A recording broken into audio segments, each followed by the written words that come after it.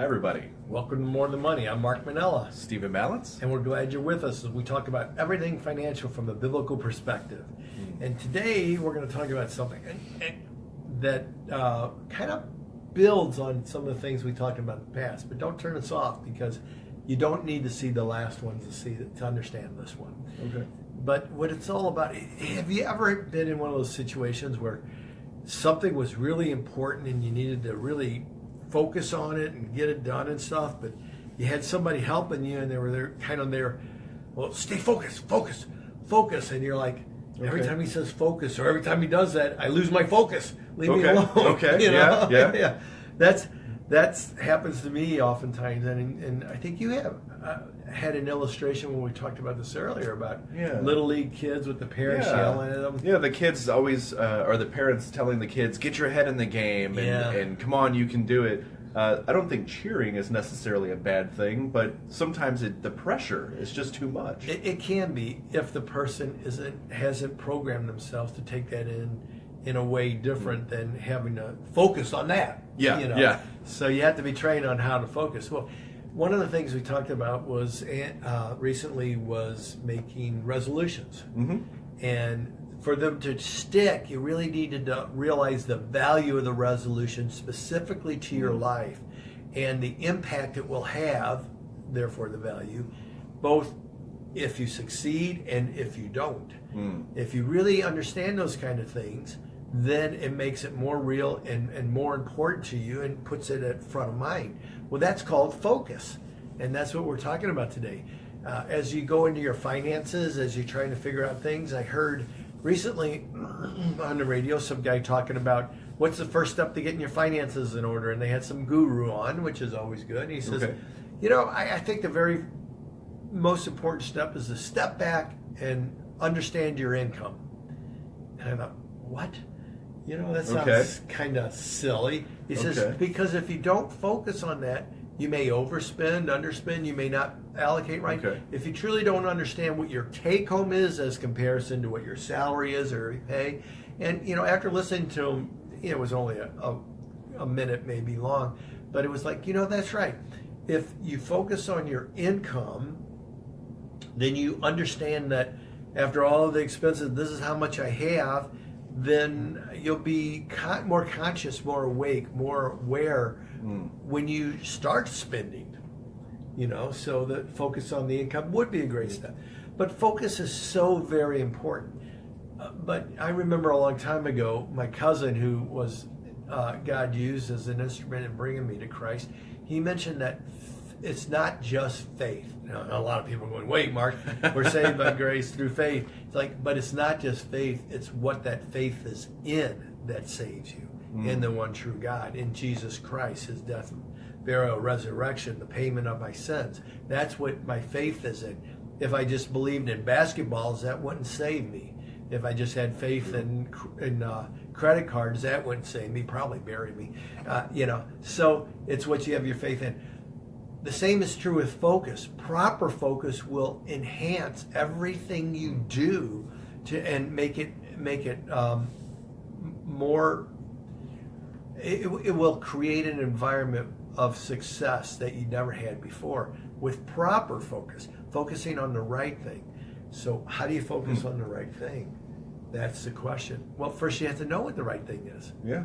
In your life. For me, I believe the Bible, which, as an acronym would be Basic Instructions Before Leaving Earth, is a handbook of everything, including everything financial. So when it comes to your finances, how do you know which is the best things to focus on? And we have a verse here. Many of you have heard this verse. So this is Philippians 4:8. Finally, brothers and sisters, whatever is true, whatever is noble, whatever is right, whatever is pure, whatever is lovely, whatever is admirable, if anything is excellent or praiseworthy, think about such things. There you go. So if you notice in there, all those things were positive things.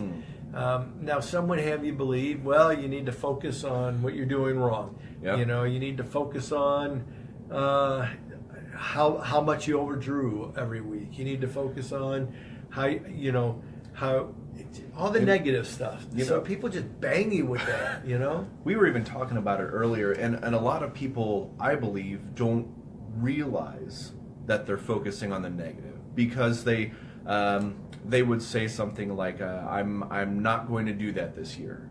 Yeah. You know, I'm not going to spend a lot. I'm not going to, and in doing so, you think about it so much that that's You what think your of the world negative, is. you put that in front, you know, of all other thoughts. Mm-hmm. So here God is telling us to focus on everything positive. Almost sounds new agey, doesn't it?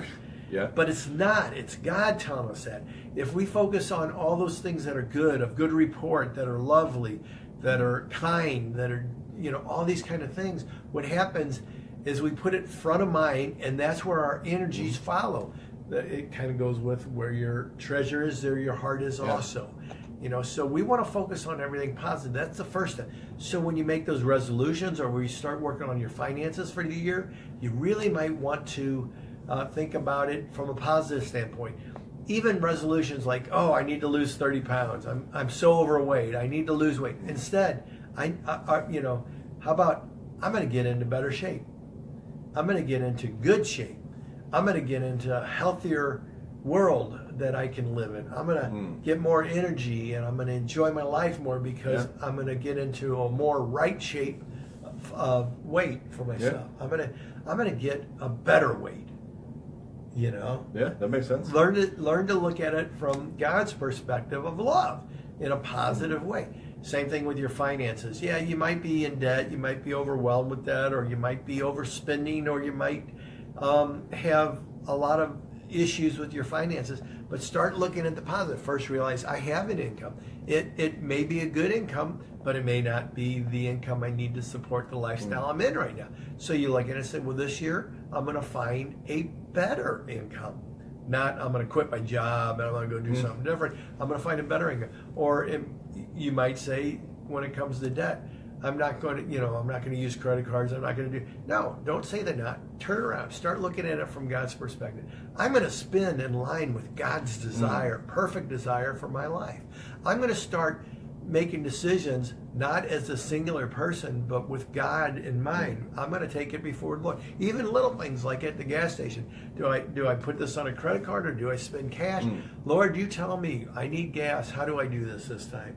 And you know what? It takes the guilt and shame off it all, and it starts being a positive thing. I'm going to honor God in all I do with my finance.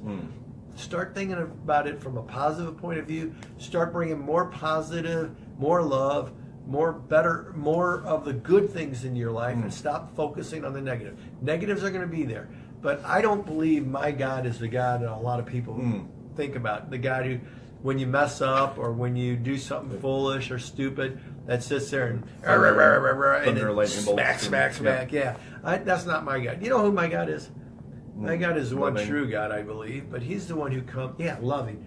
He's the one who says, "Hey, Mark, you just stumbled. You did something silly. You did something foolish, but brush it off. We got great things to do today. We have great works to walk in. We have incredible things to experience this day. You and me, son. Come on, get up, brush yourself up. Let's get going." That happens sometimes. And I even think, because I know we talk about everything financial from a biblical point of view, but I even think that that's how God wants us to live our lives in general. As this new year comes, yes, think about the little things financially, but I think it's our job as well to encourage one another. Don't Lift we're one making another up. resolutions and we're going to break them. That's how it works. But encourage someone if they do break them. Encourage them, lift them up. Like you said, Yeah, come on. we have great things to do. got Let's great just things keep to going. do. And that's going to happen. Stumbling's going to happen. Yeah. Things going to happen. Well, anyway, final thought before we go. One thing that helps you, helps me, helps you, helps everyone is to have a plan. If you have a plan, then you have a way to help filter down your decisions. If you say, oh, look at that, I want to go buy that. You say, well, how does that fit in my plan over the next year? Does that enhance the ability to succeed, or does it take it away from it? For example, maybe you want new furniture in the living room as part of your plan because the couch is wearing out and the chair's wobbly and stuff. You say, so over the next year, I'm going to save up enough money to buy new furniture and not have to go into debt, even if it's 0% down and no interest for whatever. Don't fall for it all. But so you start saving, and then all of a sudden, here's something else. Oh, look at this nice vase. If I got the money in that savings account, I could buy that. How does this work towards your goal? Either you need to change your goals, or you need to weigh it in and say, this does not help me get closer to getting the new furniture, which was very important to me when I made this plan. So having a plan creates a filter, a sieve that you can put all your decision making through. A financial plan does the same thing, a long-term plan, one that looks forward. Where do you want to be in 3 years? Where do you want to be in 5 years? Where do you want to be next year? So if you haven't ever done a financial plan, find somebody who can help you. We'll help you at More Than Money or through Integrity Investors. Just give us a call. And the goal, again, let's take a lot of frustration and anxiety off of your finances by having a plan that helps you make better decisions, that helps keep you focused on all that is good, and helps put the ugliness behind you so you can have more joy, more peace, more love of God, and pass it on. Does that make sense? I need a financial plan, Mark. Well, right after this show. Right after the Sit show. down here. Meanwhile, I hope that you all understand that life is So much more. than money. God bless everyone.